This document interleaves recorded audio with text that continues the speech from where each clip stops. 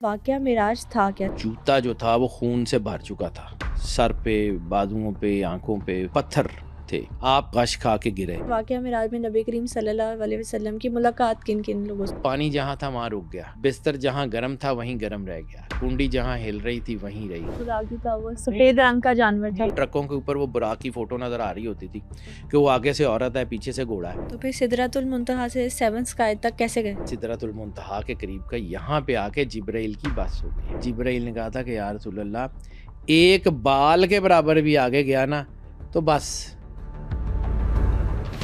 واقعہ معراج کائنات کے عظیم معجزات میں سے ایک ہے۔ واقعہ معراج میں نبی کریم صلی اللہ علیہ وآلہ وسلم کی ملاقات کون کون سے انبیاء سے اور کتنی مرتبہ ہوئی؟ کیا نبی کریم صلی اللہ علیہ وآلہ وسلم کی سواری براق ایک جانور نہیں بلکہ در حقیقت کوئی اور چیز تھی؟ سدرۃ المنتہا سے 7ویں آسمان پر نبی کریم صلی اللہ علیہ وآلہ وسلم نے کس جدید ٹیکنالوجی کے ذریعے سفر کیا؟ یہ سب باتیں جاننے کے لیے آج کے ایپیسوڈ کو اینڈ تک ضرور دیکھیں۔ ہماری زیادہ تر آڈینس نے ابھی تک چینل کو سبسکرائب نہیں کیا۔ اگر آپ کو لگتا ہے کہ اپنے پوڈ کاسٹ کے ذریعے میں آپ کو ویلیویبل کنٹینٹ دے رہی ہوں تو سنو پوڈ کاسٹ سپر نیچرل کو ابھی سبسکرائب کیجیے۔ سائنس یہ کہتی ہے کہ جو واقعہ معراج ہوا اس میں اب سائنس کی بہت ساری ٹرمز جو ہے ان پر کام ہو رہا ہے، theory of relativity, time travel, portals.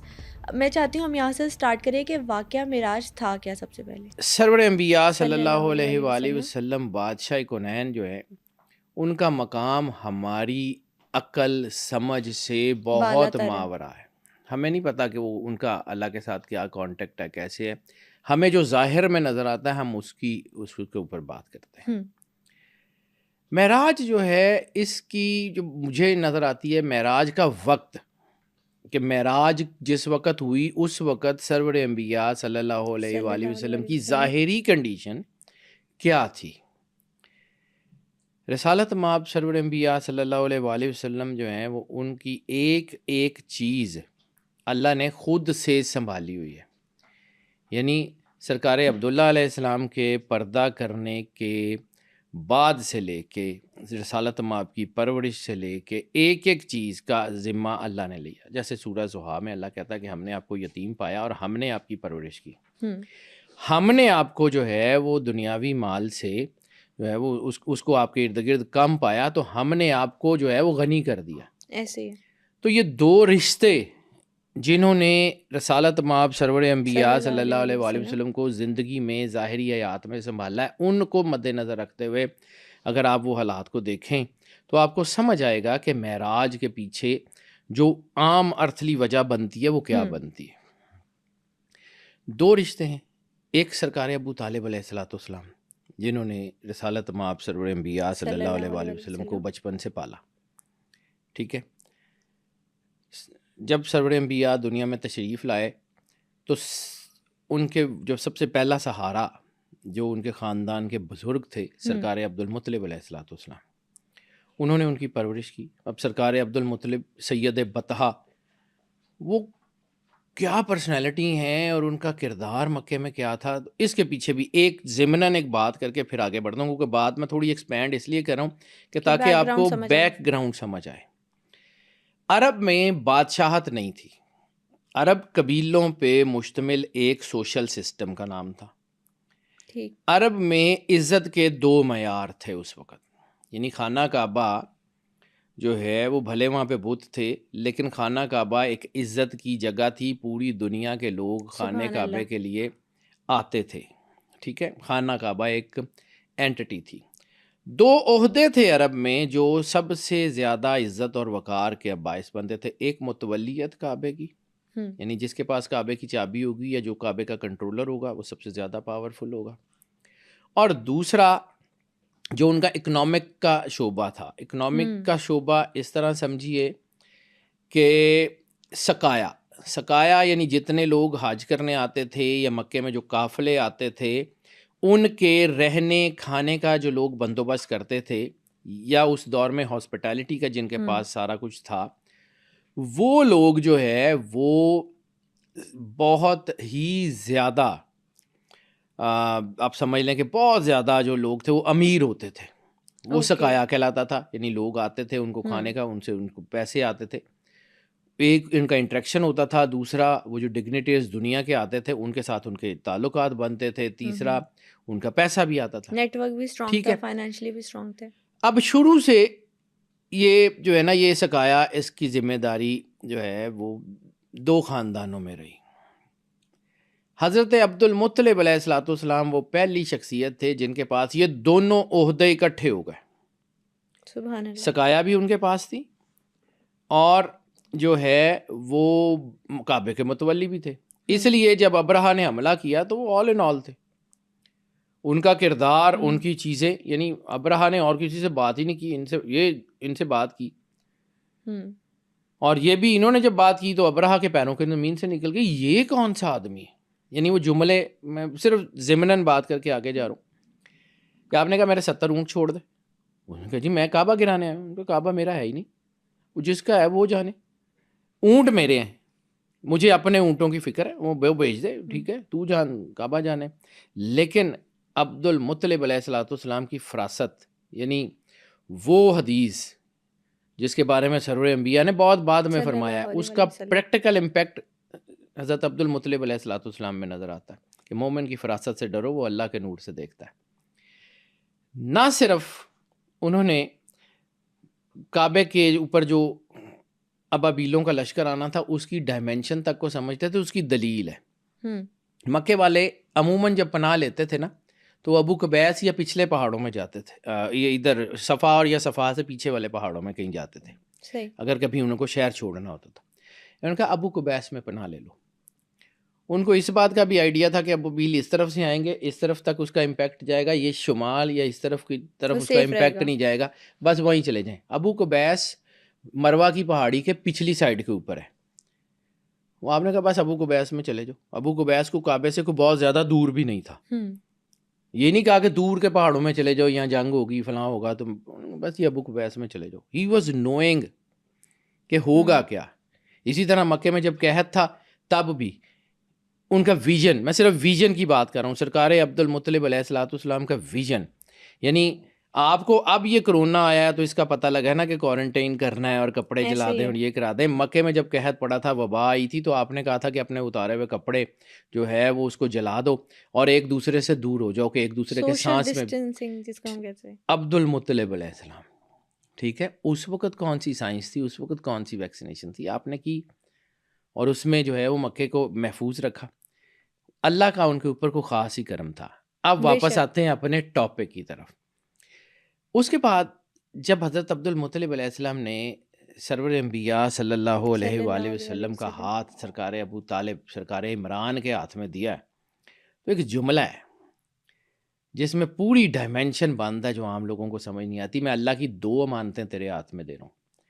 پکڑا تو صرف سرور انبیاء صلی اللہ علیہ وآلہ وسلم کا ہاتھ رہے تھے، دوسری کون سی تھی؟ دوسرا کون تھا؟ اللہ کی 2 امانتیں، امانتین، ٹھیک ہے، 2 امانتیں تیرے ہاتھ میں دے رہا ہوں، اس کا دھیان کرنا.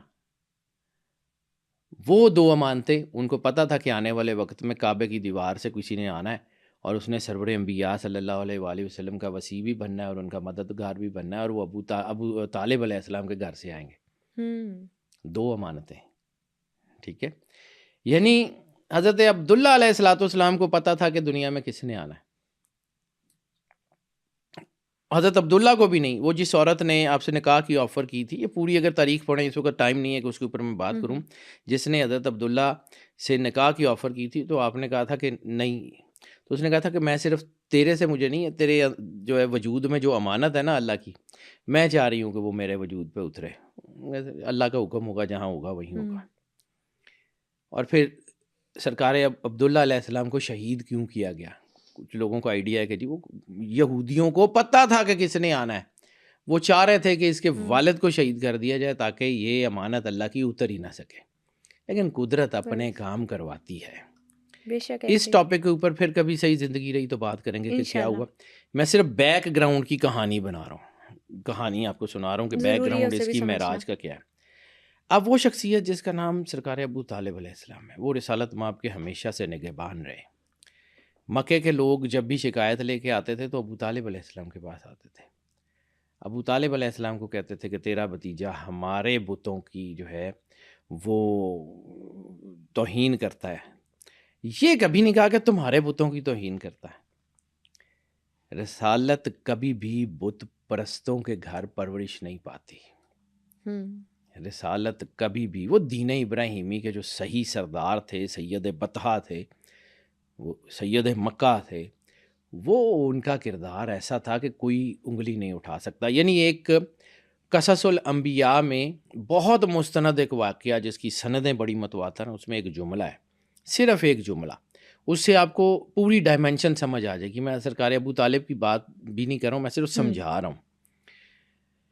اس میں ایک جملہ ہے کہ جب یہ ابو جہل آیا نا سرکار ابو طالب علیہ السلام کے پاس کہ جی تمہارا بھتیجا ہمارے بتوں کی توہین کرتا ہے، تو پھر ہم اس کے بعد ہم ذمہ دار نہیں ہوں گے.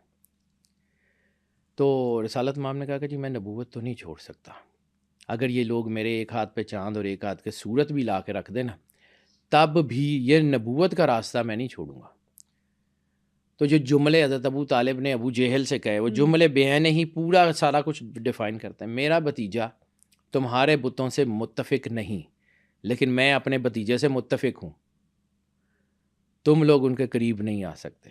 پھر آپ نے ایک جملہ کہا جو دیوان ابو طالب میں موجود ہے ایک شعر کی شکل میں کہ بیٹا یہ سارے مل کے بھی تمہارے قریب نہیں آ سکتے اس وقت تک کہ جب تک میں مٹی کے اندر دفن نہ کر دیا جاؤں. جو تمہارا دل کرے وہ کرو اور اپنی آنکھیں اللہ کے ذکر سے ٹھنڈی رکھو. یہ حضرت ابو طالب علیہ السلام کے جملے ہیں جو ان کے دیوان ابو طالب میں موجود ہیں.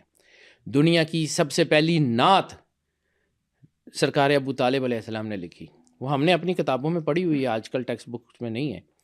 کہ جب مکے میں قحط پڑ گیا تو آپ رسالت مآب جو اس وقت 4 سال یا 4.5 سال کی ایج کے تھے، گود میں اٹھایا اور خانہ کعبہ کے قریب آ کے کہا کہ اے مکے کے لوگوں، یہ میرا بھتیجا اتنے روشن چہرے کا مالک ہے کہ اس کے چہرے کا واسطہ دے کے اگر بارش مانگو تو بارش ٹوٹ کے برس پڑے.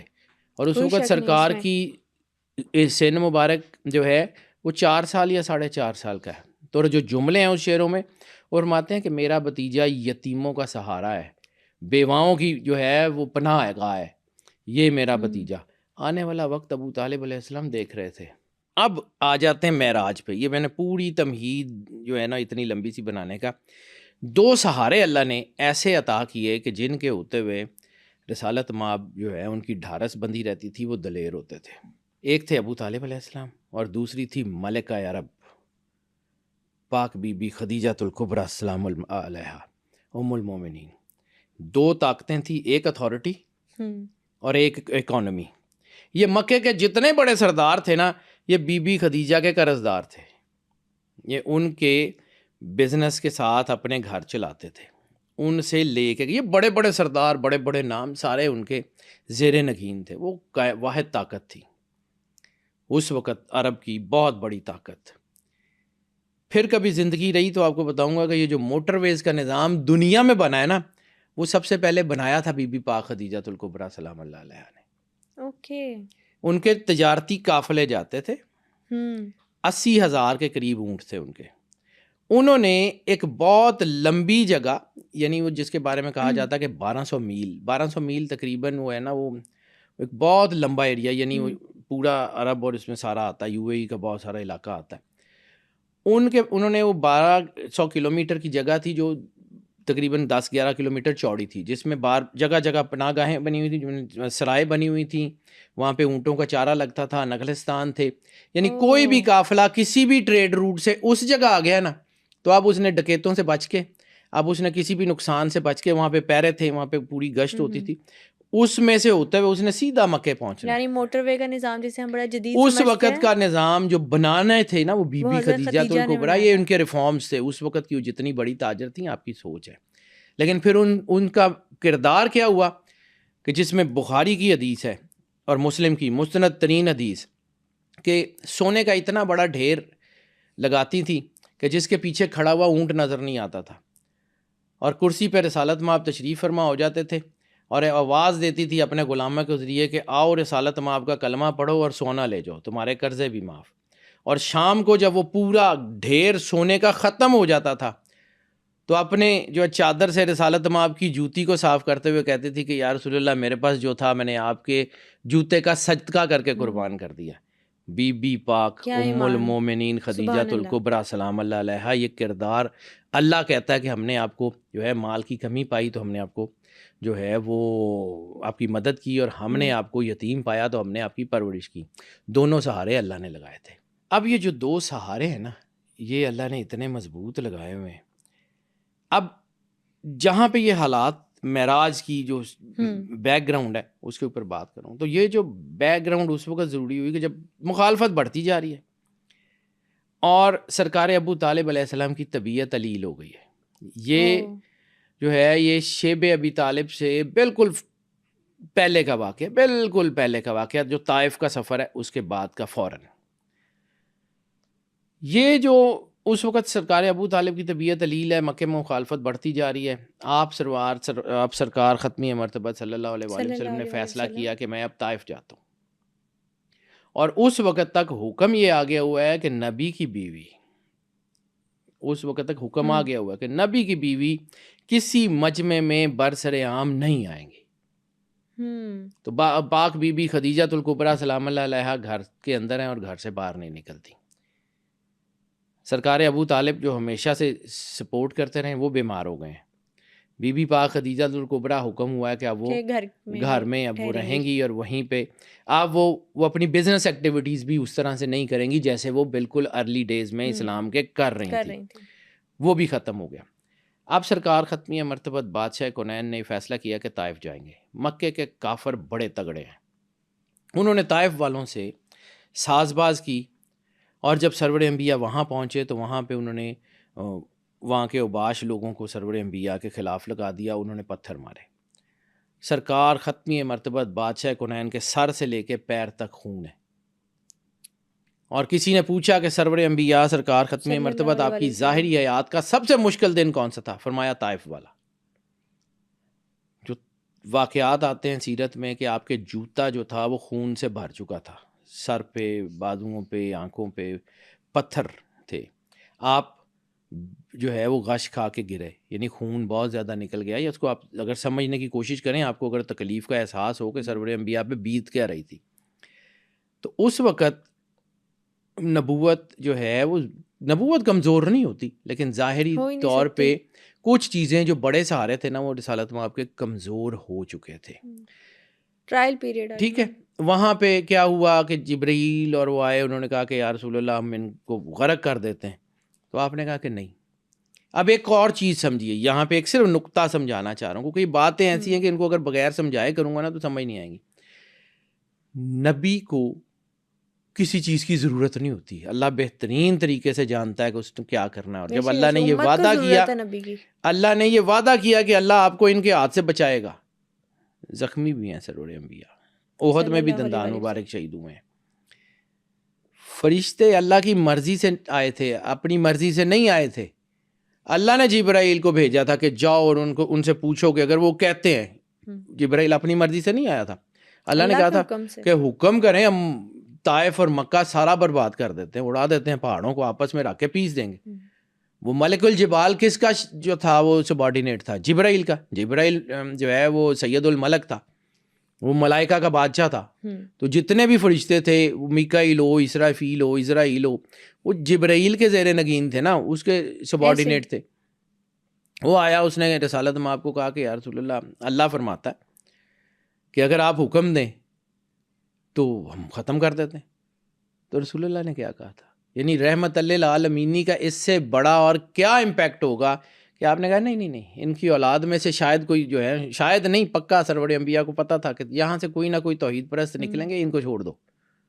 کیا ایمان یہ کا، رسالت مآب ہیں، آپ ہم سوچ بھی نہیں سکتے کہ وہ کون ہے، ہم اس لیول تک ہماری سوچ سے ماورا بات ہے۔ ہم لوگ یہ اپنے قیاس میں رسالت مآب کو جو ہے وہ کوشش کرتے ہیں کہ وہ ہیں۔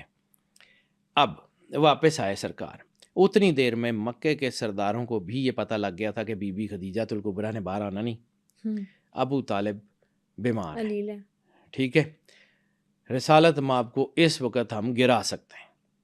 انہوں نے یہ طے کیا کہ مکے میں داخل ہی نہیں ہونے دینا۔ یہ کعبے کے گرد جو بیٹھتے تھے سردار سارے، انہوں نے طے کر لیا، آپس میں ان کی کمٹمنٹ ہو گئی۔ وہاں پہ بھی ایک اور حدیث ہے، حدیث قدسی کا جملہ، اور پھر میں آپ کو بتاتا ہوں اللہ نے آپ کے دشمنوں میں سے آپ کو مدد فراہم کی، آپ کے دشمنوں میں سے آپ کو مدد فراہم کی. یہ واقعہ بھی بڑا اہم ہے.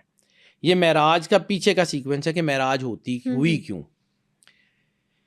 حضرت سرکار ختمی مرتبت بادشاہ کونین جب تشریف لائے صلی اللہ علیہ وآلہ وسلم تو آپ نے حضرت زید بن حارثہ کو بھیجا کہ مکے کے سرداروں کے پاس جاؤ، دشمن ہیں، ان سے کہنا کہ محمد رسول اللہ صلی اللہ علیہ وسلم کہتے ہیں کہ تم میں سے کون ہے جو بچپن کی دوستی کا حق ادا کرے، بچپن کی دوستی کا حق ادا کرے. انہی مکے کے سرداروں میں سے ایک سردار اٹھتا ہے جس کا نام ہے مطعم بن عدی. سیرت کی تمام کتابوں میں اس کا نام ہے. وہ سردار نبی کریم صلی اللہ علیہ وسلم کا دوست تھا، بچپن کا دوست تھا، کافر تھا، کافر تھا، کلمہ نہیں پڑھا اس نے. مطعم بن عدی وہ اٹھتا ہے، اپنے بچوں کو، اپنے غلاموں کو کہتا تلواریں لگاؤ. آتا ہے رسول اللہ کے پاس، محمد لڑائی اصولی ہے، آپ کے کلمے کو نہیں پڑھوں گا، لیکن آپ نے جو بات کہی ہے نا کہ میرا بچپن کی دوستی کا حق ادا کرے، میں آپ کے ساتھ کھڑا ہوں، مکے والوں کی ضرورت نہیں ہے آپ کو ہاتھ لگا لیں. رسالت میں آپ کے ساتھ آئے، آ کے کوہ صفا پہ کھڑا ہوا مطعم بن عدی، اور اس نے اعلان کیا، اس نے کہا وہ مکے والوں، محمد کو میں نے پناہ دی ہے، یہ اب تم ان کا کچھ نہیں بگاڑ سکتے. تو ابو جہل آیا، اس نے کہا کہ تم نے کلمہ پڑھ لیا؟ انہوں نے کلمہ نہیں پڑھا، صرف دوستی کا حق ادا کر رہا ہوں اور کچھ بھی نہیں کر رہا، کلمہ نہیں ہوں، تمہارے ساتھ ہوں، لیکن آج میں نے ان کو پناہ دی ہے. سرکار اپنے گھر چلے گئے. اب یہ وقت ہے کہ جب کافر نے رسالت میں آپ کی مدد کی. مطعم بن عدی کے بارے میں رسول اللہ نے کہا کہ میرے زندگی کے اوپر 2 بندوں کا احسان ہے، اور دونوں کافر تھے. بعد میں ایک نے کلمہ پڑھا، رسالت میں آپ کے پردہ کرنے کے بعد ایک بندے نے کلمہ پڑھا. مطعم بن عدی جو ہے وہ پہلے دنیا سے چلا گیا تھا، لیکن رسالت میں آپ نے کہا کہ میرے پہ ان کا احسان ہے. ایک مطعم بن عدی ہے، ایک عبداللہ ابن اریقت ہے. مطعم بن عدی جو ہے اس کے بارے میں جب احد کی جنگ ہوئی اور بدر کی جنگ ہوئی، 2 جنگوں میں آپ نے آواز دے کے کہا کہ مطعم بن عدی یا عبداللہ ابن اریقت کا کوئی رشتہ دار بھی ہے نا اگر قیدیوں میں تو چلا جائے، معافی ہے. تو ایک صحابی نے پوچھا یا رسول اللہ مطعم بن عدی تو کافر ہے، اس کا ایک گھر والے، انہوں نے کہا اس کا میرا احسان ہے، اس کا نا میرے اوپر احسان ہے. اگر آج مطعم بن عدی ہوتا، یہ جملے ہیں حدیث کے جس کے اوپر ابو داؤد نے رحمت للعالمین کے ضمن میں، مطلب جس کے بارے میں علامہ صاحب نے کہا تھا کہ ان کا جو رحم ہے وہ اپنے دشمنوں کے لیے بھی رحمت ہے، تو اس میں آپ نے فرمایا تھا کہ اگر آج مطعم بن عدی ہوتا اور اس جنگ کے بعد بھی مجھے یہ کہتا کہ یہ سارے لوگوں کو چھوڑ دو، تو واللہ الکعبہ کہ کعبے کے رب کی قسم میں سب کو چھوڑ دیتا. یہ رسالت میں آپ کے لفظ ہیں. ٹھیک ہے، اب آ جاتے ہیں کہ جی وہ وقت کیا تھا کہ معراج کی ضرورت پیش آئی. یہ اتنے میں نے لمبی کہانی صرف اس لیے سنا کیونکہ واقعہ معراج تو ڈسکس کرتے ہیں، مقصد کیا تھا وہ ہونے کا وہ نہیں معلوم. اس وقت جو ہے وہ نبوت کے دل میں کوئی ملال آ گیا کہ کچھ کہ یار مطلب میں جو ہے وہ طائف والے بھی ہیں، حالانکہ سرکار ختمی مرتبت نبوت اس طرح نہیں سوچتی، لیکن جس طرح ہم اپنے جو ہے نا اپنے ذہن سے اس کو جو ہے نا اس کی آپ سمجھ لیں گے، سوچ سکتے ہیں. اس وقت آپ اس کو اس طرح سمجھیں کہ جس سے آپ کو شدید ترین محبت ہو آپ کو، جب وہ کبھی ڈاؤن ہوتا تو آپ کرتے کیا ہیں؟ کوئی گفٹ بھیجتے ہیں، کوئی اس کو اپنے چیئر اپ کرتے ہیں، قریب جاتے ہیں، کوئی اس کو ملنے کی کوشش کرتے ہیں، کہ اس کو بلاتے ہیں کہ اچھا چلا یار کہیں کوئی چیزیں. معراج اس دل جوئی کا نام ہے جو اللہ نے سرور انبیاء صلی اللہ علیہ وآلہ وسلم کی اس وقت میں کی تھی کہ سرکار ٹیسٹ اینڈ ٹرائل کا پیریڈ انہوں نے جو گزارا تھا، وہ طائف کا دور، اس کے بعد مطلب وہ ساری چیزیں، اس میں جو سرور انبیاء صلی اللہ علیہ وآلہ وسلم کا جو ڈاؤن پیریڈ تھا، اس میں اللہ نے اپنی محبت جتانے کے لیے معراج کروائی. حالانکہ سرکار کے سامنے بنی تھی سارا کچھ. پھر سرکار کو کہا جی آ جائیں.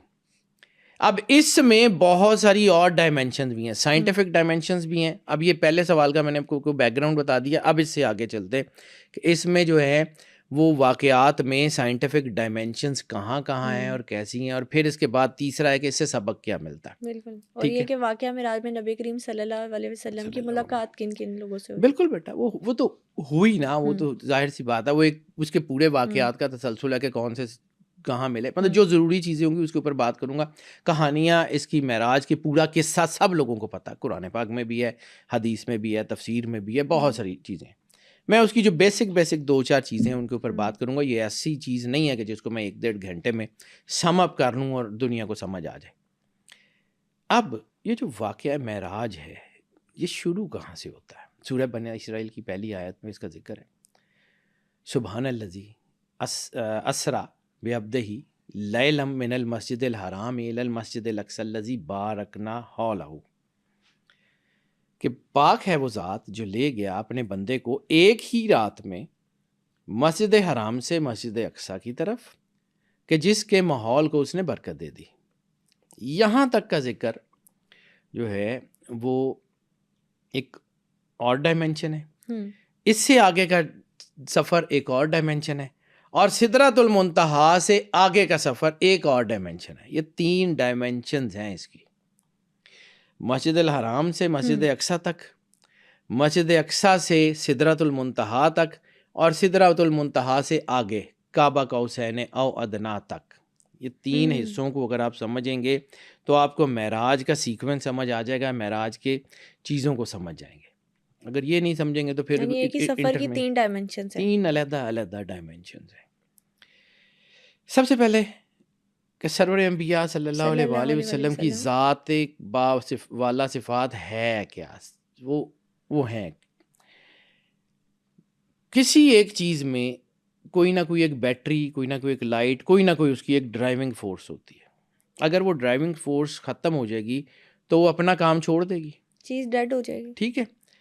رسالت مآب اس پوری کائنات کی اس ہماری دنیا کی جان ہے.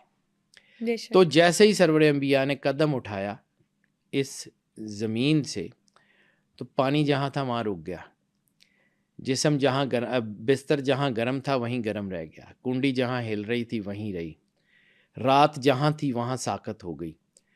اس سے آگے کی ڈائمینشن اس وقت شروع ہوگی جب سرور انبیاء واپس تشریف لائیں گے. اب اس کی سائنٹیفک ڈائمینشن کیا ہے؟ اگر آپ جو ہے وہ موومنٹ کی تھیریز پڑھیں تو ہمارا سولر سسٹم پوری دنیا کے جو ہے نظام اور گلیکسی سے, یعنی ہمارا سولر سسٹم گلیکسی سے 18.5 سال پیچھے ہے. ایسے ہی ہے. بگ بینگ تھیری تو ایک ہی دن کا دھماکہ کہتی ہے, سارا کچھ تو اسی وقت بنا تھا. پھر یہ ہماری زمین نے 18.5 سال بعد گھومنا شروع کیا تھا, یا اس کا مطلب ہے کہ درمیان میں کہیں وہ ٹائم رک گیا, یونیورس تو چل رہی تھی, ہمارا سولر سسٹم ساکت تھا.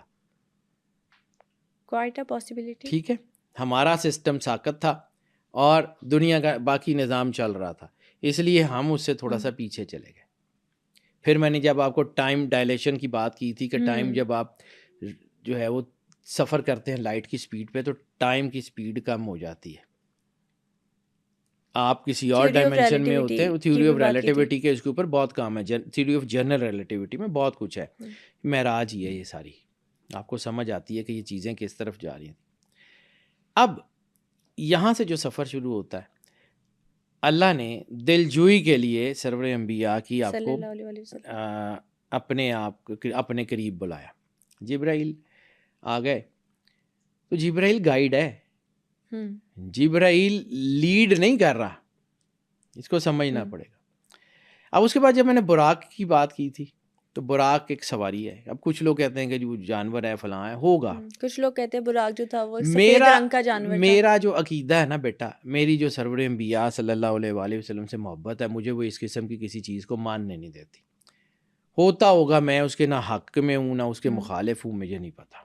لیکن رسالت مآب سرور انبیاء صلی اللہ علیہ وآلہ وسلم کا جو مرتبہ ہے نا, وہ اس قسم کی چیز, وہ جو میں بچہ ہوتا تھا نا آج سے 40 سال پہلے, تو اکثر ٹرکوں کے اوپر وہ براق کی فوٹو نظر آ رہی ہوتی تھی کہ وہ آگے سے عورت ہے پیچھے سے گھوڑا ہے. میرا عقیدہ اس کو مان نہیں سکتا, میں اپنے آپ کی بات کرتا ہوں. میری جو مرتبہ ہے نا سرور انبیاء کا, وہ مجھے اس چیز کو ماننے سے پیچھے رکھتا ہے. میں نہیں مانتا, ہوتا ہوگا مجھے نہیں پتا, نہ میں اس کی اوتھینٹیکیسی کے اوپر بات کرتا ہوں. لیکن براق کا سائنٹیفک میننگ کیا ہے؟ برق یہ والی لائٹ نہیں, وہ جو آسمان کی ڈیوائن لائٹ ہے, یہ جو بجلی کڑکتی ہے وہ بھی نہیں. برق از دی ڈیوائن لائٹ, براق ملٹیپل ڈیوائن لائٹس. اور جب ملٹیپل ڈیوائن لائٹس کو سائنس نے کیلکولیٹ کیا سائنس نے کیلکولیٹ کیا تو وہ کہتے ہیں کہ یہ 6 کروڑ میل فی منٹ ٹریول کرتی ہے. اب 6 کروڑ میل فی منٹ ٹریول کرنے کا مطلب ہے million miles per second. Million miles per second. Million مائل اگر ایک 10 لاکھ میل فی سیکنڈ کے حساب سے ٹریول کرتے ہیں تو زمین کا ڈایا کیا ہے 12,500. تو آپ اس کی سپیڈ کو امیجن کر سکتے ہیں وہ کیا ہوگی, کس سپیڈ سے سرور انبیاء نے ٹریول کیا ہوگا.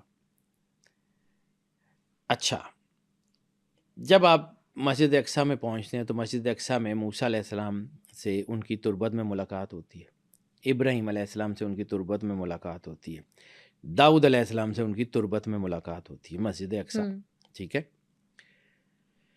جب وہاں پہ ان کی تربت میں ملاقات ہوتی ہے اور پھر آگے ایک سفر ہے کہ جی آپ کو آسمان پہ بھی وہ نبی ملتے ہیں. تو جب ہم نے آپ کی 3 پارٹس آف دا مین کا ذکر کیا تھا, the body, the civil, the spirit, ایسے, ٹھیک ہے, تو وہاں پہ شاید ان کی سول سے ملاقات ہوئی تھی. یہاں پہ جو ان کی جو ہے وہ ابراہیم علیہ السلام کو یہاں بھی ملے اور ابراہیم علیہ السلام کو مقام محمود پہ بھی ملے. ابراہیم علیہ السلام کو یہاں بھی مسجد اقصیٰ میں جہاں پہ ان کا روضہ ہے وہاں پہ بھی ان سے ملاقات ہوتی ہے, گلے مل, پورا واقعہ آتا ہے. رحیق المختوم میں بھی ہے, سلیمان ندوی نے بھی جو ہے وہ ندوی صاحب نے بھی اپنی سیرت میں لکھا ہوا ہے, یہ پوری تفصیل سے آتا ہے یہ واقعہ. بالکل, جو آپ سرور انبیاء کو کہ سرور انبیاء کی زبان سے جو نکلا ہے نا وہی حق ہے. بے شک, اس میں تو کوئی شک اس میں کوئی شک شبے کی گنجائش ہی نہیں ہے. یعنی دنیا کو صادق اور امین کا وہ مطلب سمجھ آتا ہے جو ہمیں پڑھایا جاتا ہے. صادق اور امین کا ایک مطلب یہ ہے کہ جو امانت سرور انبیاء صلی اللہ علیہ وآلہ وسلم کے پاس ان کی بادشاہ کے اوپر اترے گی وہ ایز اٹ از جو ہے وہاں تک پہنچے گی جہاں تک اللہ پہنچانا چاہ رہا ہے, اور جو وہ کہیں گے وہ صادق ہیں. یعنی یار مکے میں تو اور بہت سارے صادق لوگ بھی تھے, بہت سارے سچے لوگ تھے, بہت سارے ایسے لوگ تھے جو امانت دار بھی تھے. تو سرور انبیاء صلی اللہ علیہ وآلہ وسلم کی جو ہے وہ ڈسٹنکشن کیا ہے, کون سا ایسا سچا جو باقی دنیا میں کوئی نہیں تھا, کون سا ایسا امانت دار جو باقی دنیا میں کوئی نہیں تھا, صرف کائنات میں واحد سرور انبیاء صلی اللہ علیہ وآلہ وسلم ہی تھے. بالکل ویسے ہی جیسے کلمات العوام اور کلمات اللہ میں فرق ہے. یعنی قرآن پاک بھی عربی کی کتاب ہے, گرامر بھی سیم ہے, 40 ملکوں میں عربی بولی جاتی ہے. تو what is the difference between the words of God and words of people? ان کا سنٹیکس, ان کی انرجی, ان کی جو ہے سپیریورٹی. اسی طرح سرور انبیاء سرکار ختمی مرتبت بادشاہ کونین کی جو ہے وہ سپیریورٹی, ان کا سنٹیکس. یعنی صرف امانتیں واپس کرنے والا امین نہیں ہوتا. امین وہ ہے کہ جس کے وجود کے اوپر قرآن بھی اترے گا, حدیث بھی اترے گی, اور روزمرہ کے معاملات بھی ہوں گے. قرآن پاک کہتا ہے ما ینطق عن الہوی ان ہوا الا وحی یوحی, کہ سرور انبیاء صلی اللہ علیہ وآلہ وسلم تو کوئی لفظ ہی نہیں بولتے سوائے اس کے کہ جو ان کے اوپر وحی ہو. یعنی وحی الہی کی 3 علیحدہ ڈائمینشنز ان کے اوپر وارد ہوں گی. جس وحی کے ساتھ جبریل آئے گا وہ قرآن بنے گا, جو وحی دل کے اوپر القاء ہوگی وہ حدیث ہوگی, اور وہ وحی جو ان کے وجود کے اوپر ظاہر ہوگی, جو ان کے روزمرہ کے کاموں سے, وہ ان کے عادات بنیں گے. اور امانت داری کا عالم یہ ہے کہ نہ قرآن حدیث میں مکس ہوگا, نہ حدیث قرآن میں مکس ہوگی, نہ روزمرہ کے معاملات ان دونوں میں جائیں گے, اپنی اپنی جگہ وہ پہنچیں گے, ان میں کوئی یہ امین, یہ لیول ہے. اور صداقت کا عالم یہ ہے کہ ہم نے اللہ کو دیکھا ہی نہیں, ہمیں پتہ ہی نہیں اللہ کون ہے. رسالت مآب نے کہا یہ اللہ ہم نے مان لیا. رسالت مآب نے کہا کہ اللہ کو مانو, سمجھ نہیں آتا تب بھی مانو, تمہارے شعور میں نہیں آتا پھر بھی مانو. ہم نے مان لیا, ہم نے نہیں پوچھا کہ جی وہ ایسا وہ نہیں ہے. اتنی بڑی زبان, اتنی بڑی ان کی وہ سچائی کہ جس کو ہم جو ہے وہ کر ہی نہیں سکتے. یہ صادق اور امین. اب ان کی زبان سے جو معراج کے واقعات نکلے ہیں اس میں اتنا ہی ان کی جو ہے وہ جیسے قرآن پاک کا ہے کہ لا ریب فیہ, اس میں کوئی شک شبے کی گنجائش نہیں. اب جو سرکار نے کہا ہے وہی ہے. اب آ جاتے ہیں آگے کہ یہاں پہ بھی انبیاء کو ملے. اب میری جو کیلکولیشن ہے, مجھے نہیں پتا لوگ اس کو کس طرح لیتے ہیں, کہ یہاں تک ہی براق تھا, یہاں سے آگے جو سفر تھا وہ کسی اور طریقے میں تھا. یعنی سدرۃ المنتہا پہ براق کا ذکر تو نہیں ہے. یعنی جہاں پہ جا کے جبریل کے پر جل رہے تھے وہاں پہ براق کھڑا ہو سکتا تھا؟ نہیں ہو سکتا تھا. تو پھر سدرۃ المنتہا سے 7 اسکائی تک کیسے گئے؟ وہ بھی میں بتاتا ہوں، میں اسی کہہ 3 ڈائمینشنز ہیں، 3 حصے ہیں. پہلے مسجد الحرام سے مسجد اقصیٰ تک، مسجد اقصیٰ سے سدرۃ المنتہا تک، اور سدرۃ المنتہا سے آگے. ان 3 ڈائمینشن کو مکس کریں گے نا، معراج نہیں سمجھ آئے گی. اب یہاں سے دوسری ڈائمینشن کی طرف آتے ہیں کہ مسجد اقصیٰ میں انبیاء سے ملاقات ہوئی، اور اس کے بعد سرور انبیاء صلی اللہ علیہ وآلہ وسلم نے سفر شروع کیا. اس ڈائمینشن میں جو مفسرین نے لکھا ہے نا، اور جس کے اوپر بہت بڑا کام امام شافعی کا ہے، اس کو پڑھنے کی ضرورت ہے. معراج کا سفر ان کا 2 علیحدہ علیحدہ ٹریول ہیں. جبرائیل علیحدہ ٹریول کر رہا تھا، سرور انبیاء علیحدہ ٹریول کر رہے تھے. ٹھیک ہے. بک آف اینوک میں جس راستے کا ذکر ہے جو مسجد اقصیٰ سے نکلتا ہے، مے ناٹ بی، کوئی پورٹل تو نہیں تھا. قرآن پاک میں اللہ کہتا ہے ہم نے آسمان کے 7 دروازے، 7 پورٹلز، جس کا ذکر ذوالقرنین کے جو ہے وہ سفر میں ملتا ہے کہ ہم نے 7 میں سے 3 دروازے اس کے لیے کھولے. معراج میں 7 دروازے اللہ نے کھول دیے کہ سرکار جدھر سے مرضی آئے. ٹھیک ہے. 7 آسمانوں کے دروازے کھول دیے گئے، 7 ڈائمینشنز اوپن کر دی گئی. آپ نے قدم رکھا، آپ چلتے جا رہے ہیں. اب جبریل گائیڈ ہے، دکھا رہا ہے کہ یہ ہے، یہ جنت ہے، یہ دوزخ ہے. پہلے آسمان پہ مختلف انبیاء سے ملے. پہلے آسمان پہ یعنی دروازہ کھلتے ہی آدم علیہ السلام سے ملاقات ہوئی.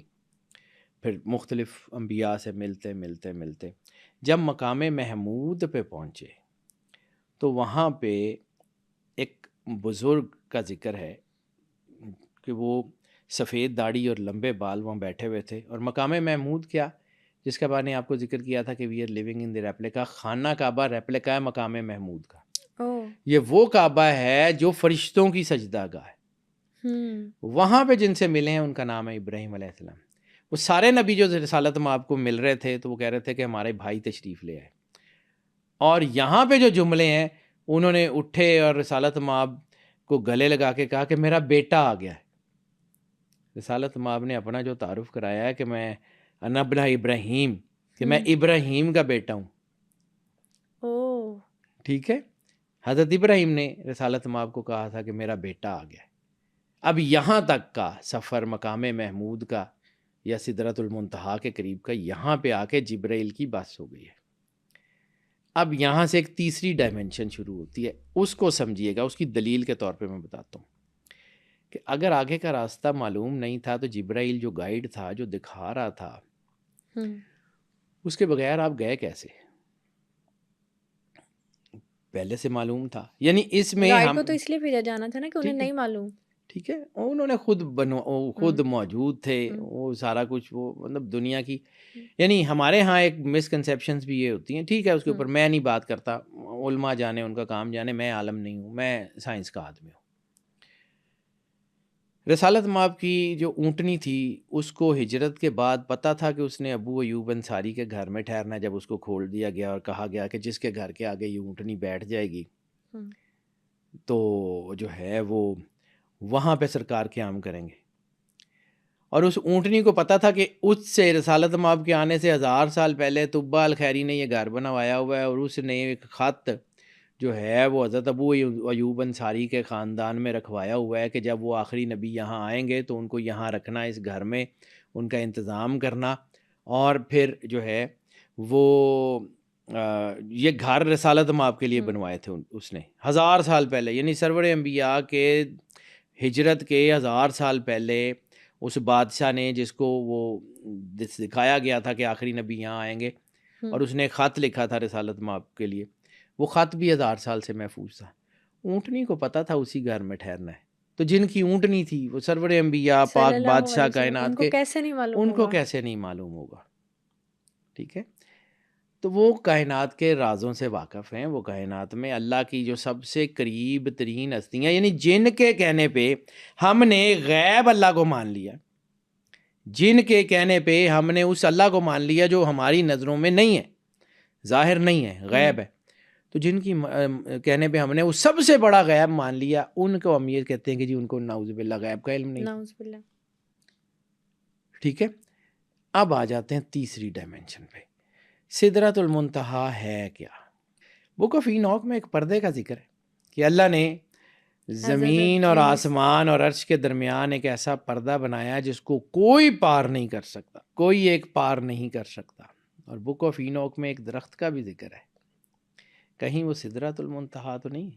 یہ بھی کہا جاتا ہے کہ ایک بیری کا درخت، بلیک ہول، اور یہ جو واقعہ میں ہو سکتا ہے بلیک ہول ہو. میں نے آپ کو وہی کہا ہے نا کہ جو اب میں پورٹلز کا ذکر کر رہا ہوں کہ جو سفر جس کے امام شافعی نے لکھا ہے کہ وہاں پہ سرکار سواری پہ نہیں ہے، سرکار خود جو ہے وہ سفر کر رہے ہیں اور جبرائیل ساتھ ساتھ ہے اور بتاتا جا رہا ہے. تو وہ مے ناٹ بی، مفروضے کی بات کروں، ہو سکتا ہے پورٹل سے ہو. یعنی ذوالقرنین جس کا تعارف اللہ صرف عبد صالح کے نام سے کراتا ہے، نیک بندہ، ایک عبادت گزار بندہ، ایک پرہیزگار بندہ، اس کی ڈائمنشن اتنی زبردست ہے، تو جس کی وجہ سے یہ سارے کائنات بنی ہوئی ہے، ان کی ڈائمنشن کو آپ سمجھتے ہی نہیں ہیں وہ کیا ہے، وہ کس چیز کا نام ہے. رسالت مآب سرور انبیاء صلی اللہ علیہ وآلہ وسلم کی ذات، ان کی ہستی، ان کا مقام، ان کا کردار ہے کیا؟ کبھی آپ سمجھتے ہیں وہ پردہ، اس پردے سے تو مطلب یعنی پیچھے پردے بہت سارے ہیں، زمین اور آسمان کی اقطار سماوات، یہ وہ آخری پردہ ہے کائنات کا کہ جس کے آگے اللہ کی ذاتی حدود شروع ہوتی ہے، پرسنل سپیس. خالق اور مخلوق کے درمیان جو آڑ ہے اس کا نام ہے سدرۃ المنتہا. سدرۃ المنتہا. اور وہ جو سدرۃ المنتہا ہے وہاں پہ آ کے جبرائیل نے کہا تھا کہ یا رسول اللہ ایک بال کے برابر بھی آگے گیا نا تو بس. حالانکہ جبرائیل مقرب ہے، حالانکہ جبرائیل اللہ کے بہت قریب ہے، حالانکہ ان مقرب ترین فرشتوں میں ہے جو اللہ سے جب چاہتے ہیں گفتگو کرتے ہیں.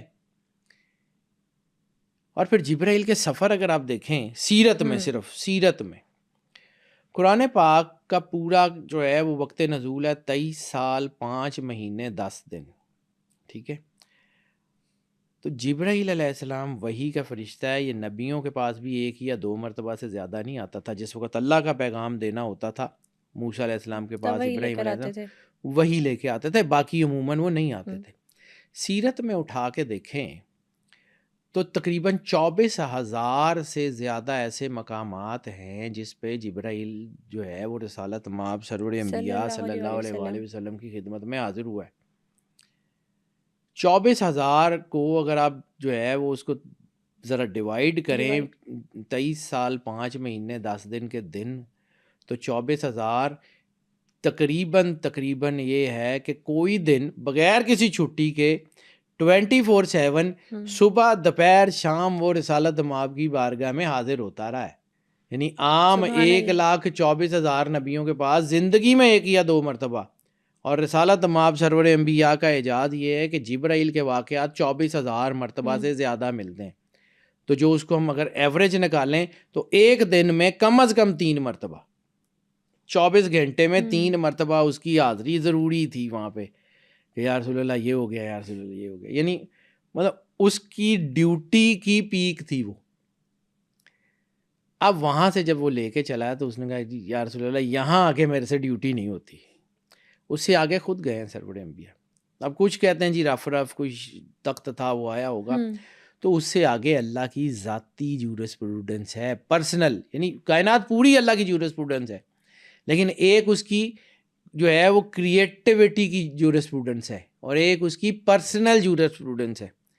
یعنی ایک کوئی شاعر ہوتا ہے، اس کا دیوان ہوتا ہے، اور ایک وہ شاعر خود ہوتا ہے. بہت خوبصورت اس کی شاعری میں شاعر کا پورا خیال سارا کچھ جھلک رہا ہوتا ہے، لیکن ایک وہ شاعر کی ذات ہوتی ہے. تو سدرۃ المنتہا سے آگے پرسنل ذاتی حدود شروع ہو گئی تھی. ذاتی حدود میں جبرائیل کی اوقات نہیں تھی جائے، سرکار خود گئے.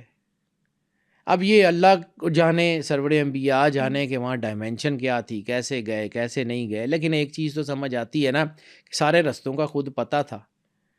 جب تک دل کیا جبرائیل کو ساتھ رکھا، جب کہا کہ بس اب یہاں ٹھہر جاؤ میں خود جاؤں گا. یہ ڈائمنشن ایک اور ہے معراج کی. پھر معراج کی ایک بہت خوبصورت جو اس کی انتہا بنتی ہے جس کا قرآن پاک میں ذکر ہے، کعبہ قوسین او ادنا، 2 کمانے یا اس سے بھی کم. تو یہ بات بیٹا اکثر لوگوں کو سمجھ نہیں آتی، یہ اوپر سے گزر جاتی ہے یا اس کا غلط مطلب لیتے ہیں. تو اس لیے میں بہت ساری باتیں کرنے سے کتراتا بھی ہوں کہ کوئی جو ہے نا وہ اپنی لا علمی میں گستاخی نہ کر بیٹھے، لیکن اس کو سمجھانے کے لیے بھی بات بھی ضروری ہوتی ہے. بالکل. کمان ہوتی ہے سیمی سرکل، ٹھیک ہے، اور جو ہے 2 سیمی سرکل مل کے ایک کمپلیٹ سرکل بناتے ہیں. میتھمیٹکس تو بالکل. یہی کہتا ہے. ہم جب کوئی فوت ہوتا ہے تو کہتے ہیں انا للہ و انا الیہ راجعون، کہ ہم وہاں سے تھے، وہاں سے نیچے آئے اور اب واپس چلے گئے ہیں، تو ہماری زندگی کا وہ جو سائیکل ہے وہ کمپلیٹ ہو گیا. ٹھیک ہے، یعنی ایک سیمی سرکل ہے اوپر سے نیچے آنے کا اور دوسرا سیمی سرکل ہے نیچے سے اوپر واپس اپنی منزل پہ پہنچنے کا. اس کو سمجھیے. جو حدیث کے ڈائمینشن ہے کہ موتو قبل ان تموتو، مر جاؤ اس سے پہلے کہ تمہیں موت آئے، تو اس کا مطلب یہ تو نہیں ہے کہ جان ختم کر لو. اس کا مطلب ہے کہ تمہارا اس جہان کے ساتھ انٹریکشن ایسے ہو جائے کہ تم اللہ کے ساتھ جڑ جاؤ. ٹھیک ہے، یہ کمپلیٹ جو ہے اس کی بھی معراج، یعنی آپ کو صرف سرور انبیاء کی ذاتی معراج نہیں ہے، یہ آپ کو اپنے کانسیپٹس کی، اپنے عقیدے کی، اپنی ایمان کی معراج بھی معراج شریف میں نظر آتی ہے.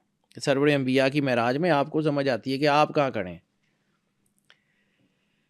کعبہ قوسین او ادنیٰ، یعنی زمین سے آسمان کا سفر اور آسمان سے زمین تک کا سفر، یعنی صفات الہیہ سے سرور انبیاء تک کا اور سرور انبیاء سے اللہ تک کا سفر. That is the complete comprehensive oneness, complete comprehensive oneness. کہ اس کے بعد آپ کے وہ ختم ہو جاتے ہیں پیمانے، آپ کی اکائیاں ختم ہو جاتی ہیں، آپ کی کیلکولیشنز ختم ہو جاتی ہیں، آپ طے ہی نہیں کر سکتے کہ کتنا دور اور کتنا قریب.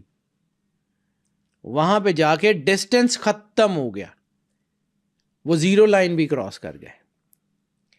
تو اس کے بارے میں ہم جو ہے وہ اس کو سمجھیے کہ what is the complete comprehensive oneness. اب یہ وننس کو لوگ کچھ اور سمجھنے لگ جاتے ہیں. تو اللہ کائنات کا مالک ہے، اللہ نے دین دیا، اس دین کو پہنچایا سرور انبیاء صلی اللہ علیہ وآلہ وسلم میں، لیکن دین تو دونوں میں کامن ہے. وہ جو کووننٹ الست میں جو ہے وہ اللہ نے تمام مخلوقات سے سائن کروائی تھی، وعدہ لیا. تو جب الست میں وہ جو ہے وہ سائن کروا لی گئی تھی، کس کے لیے؟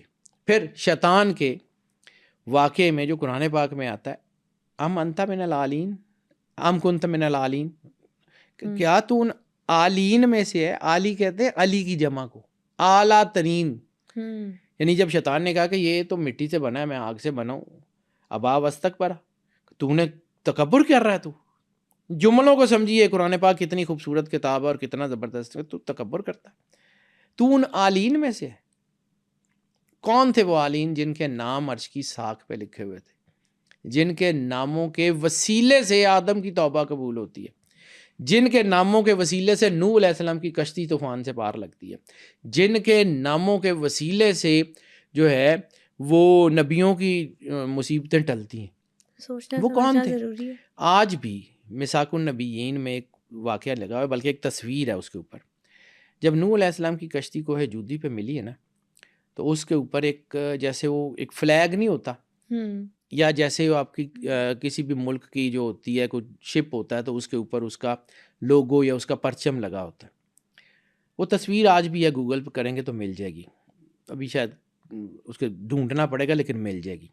میثاق النبیین میں وہ تصویر موجود ہے، اب انہوں نے شامل کی ہے. وہاں پہ ایک تختہ ہے آبنوس کی لکڑی کا، یعنی پوری کشتی کسی اور لکڑی سے بنی ہوئی ہے، اور وہ تختہ آبنوس کی لکڑی کا ہے، اور اس کے اوپر صندل کا حاشیہ لگا ہوا ہے، اور اس کے اوپر 5 نام لکھے ہوئے. 5 نام کون سے؟ 5 نام لکھے ہوئے حضرت نوح علیہ السلام کی کشتی کے اوپر 5 نام لکھے ہوئے. وہ 5 ایک ستارے کی طرح کی بنی ہوئی ہے، اور اس 5 میں 5 نام ہیں. اس کے اوپر مختلف جو ہے وہ لوگ کہتے ہیں کہ یہ فلاں کا نام ہے، فلاں کا نام ہے. میں اس کے اوپر جاتا ہی نہیں ہوں. دنیا کو پتہ ہے کہ ان کے 5 نام ہیں، جو کائنات کو جو ہے کائنات کے ڈگنیٹیئرز ہیں انہی کے ہی ہوں گے. وہ پرانی ہیبریو زبان ہے، اس میں کہیں وہ ہیبریو سے بھی پرانی زبان ہے، جس کے بارے میں یہ کہا جاتا ہے کہ وہ شاید وہ بک آف اینوک کی زبان ہے. وہ 5 نام لکھے ہوئے ہیں، وہی 5 نام عرش کی ساکھ کے اوپر لکھے ہوئے تھے، جس کی وجہ سے انبیاء کی اور کس کے بیٹا، اور ہو کس کے سکتے ہیں؟ وہ کائنات کے ڈگنیٹیئرز اللہ جانے، ان کا کام جانے، اس نے کس سے کیا کام لینا ہے۔ ہم لوگوں کے ساتھ مسئلہ یہ ہے کہ ہم نے جو کائنات کے ڈگنیٹریز ہیں نا، ان کو بھی شیعہ سنی وہابی میں بانٹ دیا کہ جی یہ شیعہ ہے نہ نہ لیندے نے دیسی نہیں لینا، وہ یہ کہتے ہیں۔ تو بیٹا اللہ نہ شیعہ ہے نہ سنی ہے، نہ سرور انبیاء صلی اللہ علیہ وآلہ وسلم کا دین، نہ شیعوں کا دین ہے نہ سنیوں کا دین ہے، وہ دین فطرت ہے، بالکل دین اس کو مکمل ہے۔ ایز اٹ از ماننا پڑے گا۔ نہیں مانیں گے تو اپنی مرضی، آپ جانے، آپ کا کام جانے۔ میں پھر کہتا ہوں کہ نہ میں مفتی ہوں، نہ میں عالم ہوں، نہ میں نے اس کا جواب دینا ہے۔ وہ کوئی عالم جواب دے سکتا ہے، کوئی مفتی جواب دے سکتا ہے۔ میں سائنس کا آدمی ہوں، میں ڈائمینشن پڑھاتا ہوں، مجھے جس طرح سمجھ آتی ہیں۔ تو ان ڈائمینشن کو پڑھتے ہوئے مجھے یہ سمجھ آیا کہ کائنات کا سب سے کمپریہنسو دین اسلام ہے۔ میں نے ان ڈائمینشن سے کلمہ پڑھا، میں نے ان سے سیکھا ہے کہ یہ جو ڈائمینشنز ہیں یہ تو میچ ہی بڑی کمال کی کرتی ہے۔ مجھے وہ آتا ہے بیٹا۔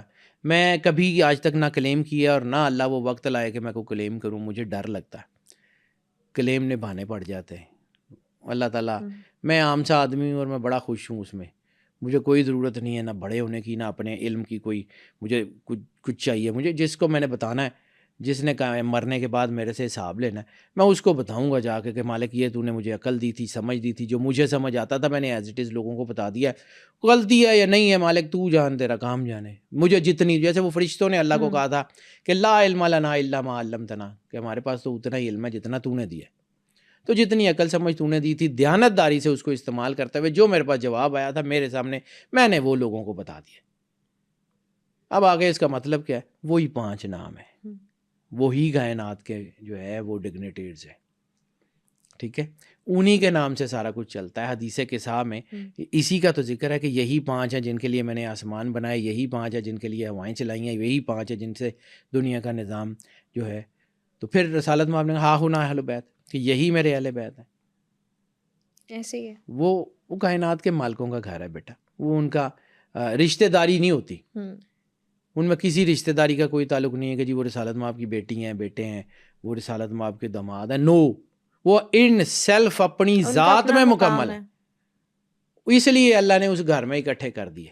اس لیے اللہ نبیوں کے مددگار کہیں سے بھی چنتا ہے، اس کی مرضی۔ وہ اللہ ہے، وہ آل ان آل ہے، وہ ہم سے پوچھ کے کرے گا، وہ ہماری مرضی سے کرے گا نہیں۔ اب واپس آتے ہیں اسی ڈائمینشن کے طرف کہ یہ جو سفر ہے نا معراج کا، اس سے سبق کیا ملتا ہے؟ اب وہ کعبہ کو حسین بھی بتا دیا، اب اس سے سبق کیا ملتا ہے؟ علامہ صاحب کا ایک شعر ہے، سبق ملا ہے معراج مصطفیٰ سے مجھے، مقام بشریت کی زد میں ہے گردوں، کہ رسالت مآب نے اپنا تعارف کیا کرایا نا، بشروں مثلکم، میں تمہارے جیسا بشر ہوں۔ ان کے اندر ان کی اپنی جو ہے وہ طاقت کیا ہے، کمپریہنسونیس، وہ علیحدہ ہے، وہ الگ بات۔ لیکن بظاہر بشر، لبادہ بشر میں تشریف لائے نا، اور پھر فرمایا کہ بشر کو اللہ نے سرور انبیاء صلی اللہ علیہ وآلہ وسلم کی شباہت میں بنایا۔ یہ بخاری اور مسلم کی حدیث ہے، مستند حدیثیں ہیں کہ شباہت سرور انبیاء صلی اللہ علیہ وآلہ وسلم میں اللہ نے آدم کو تخلیق کیا۔ آدم کی جو شکل ہے آدمی، وہ ویسے ہی شباہت سرور انبیاء پہ بنایا گیا، جیسے سرکار کی شباہت تھی ویسے ہی انسان بنائے گئے۔ جب جن کی وجہ سے آدم کی اولاد آدم جیسی ہے، پوری ان کی وجہ سے تخلیق جن کی وجہ سے آدم کی اولاد آدم جیسی ہے، تو آدم جس کی وجہ سے، وجہ تخلیق آدم کون ہے؟ سرور انبیاء صلی اللہ علیہ وآلہ وسلم۔ تو جس کی وجہ سے یہ سارا کچھ ہے، ان کا مقام یہ ہے کہ اگر آپ سمجھیں یہاں سے کہ اللہ کے ساتھ کمپریہنسو وننس، یعنی رسالت مآب کا ہاتھ ہے اللہ کے ہاتھ میں، اللہ ان کو جہاں سے مرضی جہاں تک لے جاتا ہے۔ اب اللہ نے ڈائریکٹ ملنا نہیں ہے، اللہ تک جانے کا وسیلہ کیا ہے؟ سرور انبیاء صلی اللہ علیہ وآلہ وسلم۔ ان کا کلمہ پڑھیں گے تو راستے کھلیں گے، ان کے ساتھ وفادار رہیں گے تو راستے کھلیں گے، ان لوگوں کی عزت کریں گے، ان لوگوں کی عزت کریں گے جن سے رسول اللہ نے محبت کی ہے تو راستے کھلیں گے، ان سے دشمنی کریں گے جنہوں نے دشمنی کی ہے تو راستے کھلیں گے۔ یہ اصل پیوٹ پوائنٹ آف دا کائنات جو ہے نا، آف دا یونیورس، سرکار ختمی مرتبت بادشاہ کونین کی ذات ہے اور کوئی نہیں ہے۔ تو اگر آپ نے اللہ تک جانا ہے تو پھر آپ کو رسول اللہ کا ہاتھ تو تھامنا پڑے گا نا، تھامنا پڑے گا۔ اب آپ کو وہ چین سائیکل سمجھ آئے گا کہ آپ رسالت مآب کے وسیلے سے اللہ تک پہنچیں گے، پھر اللہ جو ہے وہ آپ تک پہنچے گا. ٹھیک ہے. قرآن پاک میں بھی جو کانسیپٹ ہے کہ یا رسول اللہ، یہ لوگ آپ سے پوچھتے ہیں کہ اللہ سے محبت کیسے کریں، قُلْ إِن كُنتُمْ تُحِبُّونَ اللہ والی آیت، کہ جب یہ ان سے کہہ دیجئے جو یہ آپ سے کہتے ہیں کہ ہم اللہ سے محبت کیسے کریں، تو فرمایا فَاتَّبِعُونِی، میری اتباع کرو، یُحْبِبْکُمُ اللہ، کہ میری اتباع کرو اللہ تم سے خود محبت کرے گا. یہ ڈائمینشن سمجھ آتی ہے آپ کو، وہ سائیکل کہ آپ نے محبت کی سرور انبیاء سے، سرور انبیاء کا تعلق ہے اللہ سے، جب آپ اللہ کے ساتھ وہ کرنے گا تو اللہ آپ سے خود محبت کرے گا، وہ راستہ خود دے گا. ٹھیک ہے.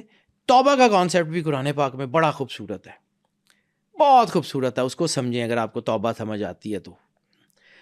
یا رسول اللہ، یہ جو اپنی جانوں پہ ظلم کر بیٹھے، یہ اگر آپ کی بارگاہ میں پیش ہو جائیں اپنے گناہوں پہ نادم ہو کے، ترجمہ آیت کا کر رہا ہوں، مفہوم بیان کر رہا ہوں، کہ اگر یہ جو لوگ اپنی جانوں پہ ظلم کر بیٹھے ہیں، یہ اپنے گناہوں پہ نادم ہو کے آپ کی بارگاہ میں پیش ہو جائیں، تو اللہ کے رسول کو چاہیے ان کو معاف کر دیں. یہ اللہ کو تو معاف کرنے والا اور مہربان پائیں گے. بے شک اللہ یعنی توبہ بھی آپ کی اس وقت تک قبول نہیں ہوگی جب تک سرور انبیاء صلی اللہ علیہ وآلہ وسلم آپ کے ضامن اور گارنٹر نہیں ہوں گے. کائنات کی کوئی چیز ان کی ذات سے باہر تو ہے نہیں، تو کیسے کر لیں گے آپ؟ ٹھیک ہے. یہاں پہ علامہ اقبال کا وہ شعر، اس کو سمجھیے. سبق ملا ہے معراج مصطفیٰ سے مجھے، مقام بشریت کی زد میں ہے گردوں، کہ آسمان تو جب چاہے پیر کے نیچے رکھ لیں، لیکن رکھیں گے کب؟ اس کا ترجمہ اس آیت میں موجود ہے کہ یا معاشر الجن والانس ان استطعتم ان تنفذوا من اقطار السماوات والارض لا تنفذون الا بسلطان، کہ اے گروہ جن و انس، اقطار السماوات، اقطار کہتے ہیں لائنز، لیئرز، اے گروہ جن و انس، ان لیئرز جو آسمان کی لیئرز ہیں ان میں سے نکل کے دکھاؤ. یہ وہ پردے کا ذکر تھا کہ جو پہلے آسمان پہ بھی روکتا ہے، جس کو کراس نہیں کر سکتے. یعنی میں نے آپ کو بک آف اینوک کی ضمن میں یہ بتایا تھا نا کہ اگر ان کے پاس یہ جو سومیرین ٹیبلٹس ڈھونڈ رہے ہیں، اگر ان کو سومیرین ٹیبلٹس مل بھی جاتی ہیں، ان کو پتہ بھی لگ جاتا ہے کہ یہ پورٹلز ہیں، یہ اس کو کراس نہیں کر سکتے، کیونکہ اس کے آگے اللہ نے ایک جو ہے وہ ایک، جیسے آپ کسی کمرے میں جاتے ہیں تو آپ کے پاس وہ تھم نیلز والا یا سکینر ہو یا آپ کے پاس چابی ہو یا کچھ ہو تو آپ اس دروازے کو، وہ ویریفیکیشن کے بغیر آ نہیں، وہ ویریفیکیشن کا نام ہے اللہ. یا معاشر الجن والانس ان استطعتم ان تنفذوا من اقطار السماوات والارض لا تنفذون الا بسلطان. جب تک کہ وہ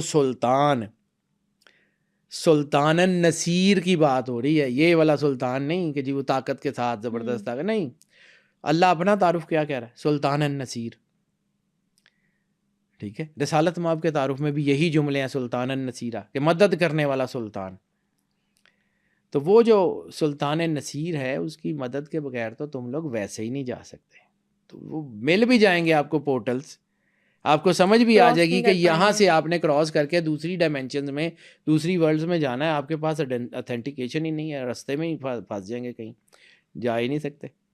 یہ قدرت کا نظام ہے، اتنا آسان نہیں ہے.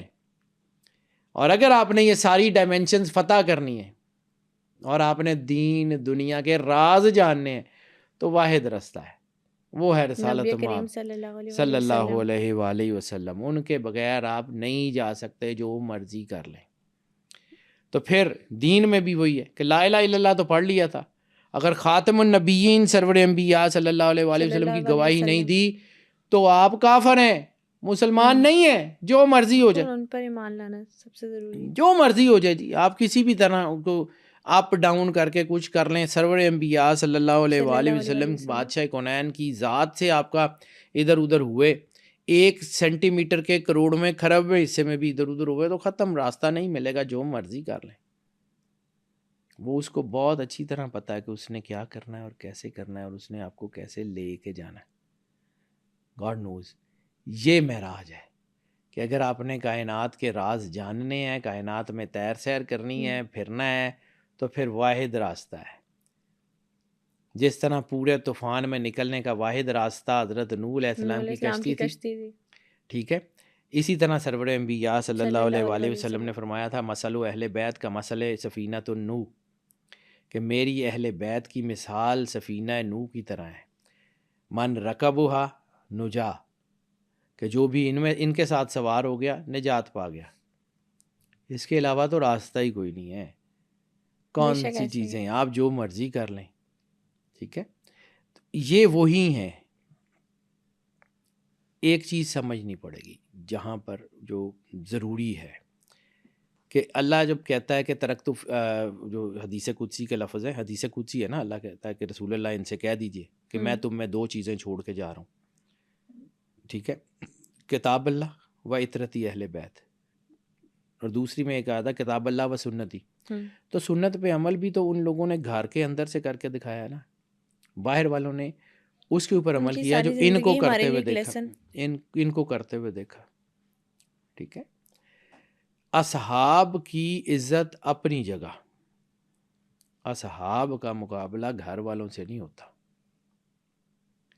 یعنی میں کسی دوست کے ساتھ بزنس کرتا ہوں تو کل کو میں دنیا سے چلا جاتا ہوں تو میرا دوست میرے بچوں کو حق نہیں دے گا، تو میری اس کے بارے میں کیا رائے ہے، یا میں اللہ کے ساتھ جا کے کیا بات کروں گا، ٹھیک ہے. میری جو چیز ہے وہ میرے بچوں کی ہے. بالکل. وراثت، نبوت وراثت نہیں ہوتی، وہ نبوت ختم ہو گئی، ٹھیک ہے، نبوت کا دروازہ بند ہو گیا. رشتہ داریوں کی بنیاد پہ فیصلے نہیں ہوتے، دین نے فیصلہ کر دیا کوئی رشتہ داری نہیں ہے. وما محمد الا رسول، وہ آیات ہے، ٹھیک ہے، کہ رسول تم میں سے کسی کے باپ نہیں ہے، وہ صرف اور صرف الا رسول و خاتم النبیین، ٹھیک ہے، وہ خاتم النبیین ہے اور وہ صرف رسول ہے اور اس کے علاوہ کچھ نہیں ہے. تو پھر اس کو بھی ڈیفینیشن کو دیکھنا پڑے گا کہ کائنات کے مالک کے گھر کے ساتھ آپ وفادار کتنے. اب فرض کیا کہ کوئی بندہ جو ہے وہ میرے ساتھ تو بہت اچھا ہو لیکن میرے بچوں کو نقصان پہنچانے کی کوشش کرے، تو میرا بحیثیت انسان ریئیکشن کیا ہوگا؟ بس اتنی سی بات. اگر آپ رسول اللہ سے محبت کریں، تبھی تو رسول اللہ صلی اللہ علیہ وآلہ وسلم نے فرمایا تھا کہ، بلکہ فرمایا ہے، ان کا فرمان تھا ہوتا ہی نہیں ہے، وہ ہر لمحے کے لیے نبی ہیں، وہ ہر لہجے کے لیے نبی ہیں، جب تک وقت ہے تب تک رسالت مآب نبی ہیں، ٹھیک ہے. تو جو کچھ انہوں نے فرمایا ہے اس کے مطابق جو ہے میرے پہ کٹا پھٹا درود مت بھیجا کرو. تو صحابہ کرام نے پوچھا، جس کی بہت بڑی سندیں ہیں، متواتر اسناد ہے، شیخ الحدیثوں نے اس کے اوپر بہت کام کیا ہے، اور جو اس کے اوپر میں نے اپنی زندگی میں جو ہے وہ شیخ الحدیث ہے معراج الاسلام صاحب، اللہ ان کی تربت پہ کروڑوں رحمت نازل فرمائے. اس حدیث کی جو ڈائمینشن انہوں نے بیان کی ہے نا معراج الاسلام صاحب نے، ان سے اچھی ڈائمینشن میں نے آج تک نہیں پڑھی. شیخ الحدیث ہیں، یہ بہت شاندار آدمی، لاہور میں ہی ہوتے تھے، میری ان سے 2-3 دفعہ کی ملاقات بھی ہے، بہت شاندار. اس حدیث کی ڈائمینشن معراج الاسلام صاحب سے زیادہ اچھی کوئی نہیں بیان کر سکتا کہ کٹا پھٹا درود نہ بھیجا کرو، مجھ پہ پڑھو اور میری آل پہ مت پڑھو. آل رسول، اگر آل رسول کی اہمیت نہ ہوتی نا تو نماز میں درود ابراہیمی میں آل ابراہیم کے ساتھ آل محمد کا ذکر نہ ہوتا. یعنی آپ مانیں یا نہ مانیں لیکن آپ کو نماز میں وہ نہیں پڑھیں گے نا تو نماز کے واجبات میں سے ہے، نماز ہوگی نہیں. یعنی نماز میں جس چیز کا آپ اقرار کرتے ہیں باہر نکل کے اس کو بھول جاتے ہیں، تو اور کس کو کہتے ہیں کردار میں جو ہے وہ چیزیں ہوں تو منافقت، اور کس کو کہتے ہیں ہپوکریسی، اور کس کو کہتے ہیں یعنی آپ کا زبان پہ کچھ ہو اور وجود پہ کچھ اور طاری ہو، اسی کو منافقت کہتے ہیں. تو سمجھ لیجئے گا کہ آپ اگر نماز میں اقرار کرتے ہیں کہ اللہ برکت بھیج، سلامتی بھیج، تو ہم دعا نہیں کر سکتے سرکار ختمی مرتبت بادشاہ کونین کے لیے. ہماری اوقات حیثیت کیا ہے کہ ہم سرکار کو، ہمیں پتہ ہی نہیں درود کیا، اللہ جانے ان کا کام جانے. ہم تو اس کو کہہ دیتے ہیں کہ مالک تو ہی ہے، تو بہتر سمجھتا ہے سرکار ختمی مرتبت بادشاہ کونین کی بارگاہ میں سلامتی بھیج دے. لیکن اس کی ایک ڈائمینشن، صرف ایک ڈائمینشن، میں چونکہ بیٹا میں نے آپ کو کہا کہ میں دروازے کھولنے کی کام کرتا ہوں، میں صرف ایک سوچ کا دروازہ کھولتا ہوں. آپ نے سرور انبیاء صلی اللہ علیہ وآلہ وسلم بادشاہ کونین کی بارگاہ میں سلام بھیجا، السلام علیکم یا رسول اللہ. اب آپ نے تو جو کچھ بھیجا وہ آپ نے اپنے مطابق بھیجا نا، تو کبھی یہ سوچیں کہ وہاں سے وعلیکم السلام کا جواب آ جائے, کبھی سبحان اللہ. زندگی میں ایک بار ہی آ جائے, آپ کی تو 10 نسلیں زندگی تر سنور جائیں جائے گی. گی. جس کے لیے رسالت مآب نے کہہ دیا اس کو سلامتی ہے, اس کو ہوں. پھر اگلے جہان میں بھی سلامتی ہے, اس کو اس جہان بے میں شک بھی ہوگی. سلامتی ہے, اس کو کائنات کے کسی مقام پہ اس کو ضرورت ہی نہیں ہے. کبھی اس ڈائمینشن کو سوچئے گا کہ یہ کتنی بڑی ڈائمینشن ہے. یا ایھا الذین آمنوا صلوا علیہ وسلموا تسلیما, کہ اے ایمان والو تم بھی, اللہ اور اس کے فرشتے. اب یہاں ایک اور ڈائمینشن میرے ذہن میں آگے, چلیں اس کے اوپر بھی بات کر لیتے ہیں. معراج کا سفر ہے اور پہلے آسمان پہ بھی تمام فرشتوں نے رسالت مآب کا استقبال کیا, دوسرے آسمان پہ بھی وہاں کی مخلوق نے استقبال کیا, تیسرے میں بھی وہاں کی مخلوق اور نبیوں نے استقبال کیا. یعنی وہ ساری مخلوق جن کا کام صرف اور صرف عبادت ہے, جو تسبیح اور تحلیل کرتے رہتے ہیں, جو سجدے میں ہیں, ان سب کو اپنے کاموں سے روک کے استقبال سرور انبیاء پہ لگا دیا اللہ نے کہ چھوڑیں ادھر جائیں. یہ زیادہ امپورٹنٹ ہے. ٹھیک ہے, یعنی اس عبادت سے بھی افضل چیز تھی سرور انبیاء صلی اللہ علیہ وآلہ وسلم کا استقبال, کہ فرشتوں کو عبادتوں سے روک دیا کہ روکو روکو روکو ادھر جاؤ. کیا معراج کی ڈائمینشن میں یہ نہیں آتا کہ تمام مخلوقات نے رسالت مآب کا استقبال کیا؟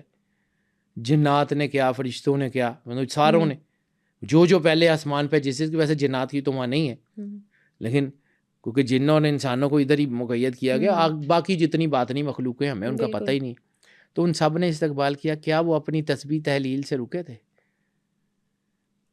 دیکھو یہ ڈائمینشن کتنی بڑی ہے. یہ معراج آپ کا کیا خیال ہے کہ یہ بس ہم نے بتا دیا اور بس ہو گیا, یہ کہانی ہم سنا کے گزر گئے اور بس ختم ہو گئی؟ نہیں, یہ وہ مقام ہے کہ جہاں پہ آپ نے اللہ کے قریب جانا ہے. آپ بھی جا سکتے ہیں, سرور انبیاء ظاہری جسم سے معراج پہ گئے, آپ نے رسالت مآب کی وجہ سے باطنی نماز, مومن کی معراج ہے, تو مومن نماز پڑھنے کے بعد اوپر سے آ جاتا ہے, جبرائیل آ جاتا ہے کہ وہاں پہنچ جائے. نہیں, معراج جن کی تھی ان کی ہو گئی ہوئی ہے. ہم نے رسالت مآب سے جڑنا ہے, ان کی ڈائمینشن کے واسطے اور وسیلے سے ہم اللہ کے قریب ہوں گے, وہ معراج ہے. بالکل ایسے اس کو اس طرح سمجھو کہ واٹ اٹ از.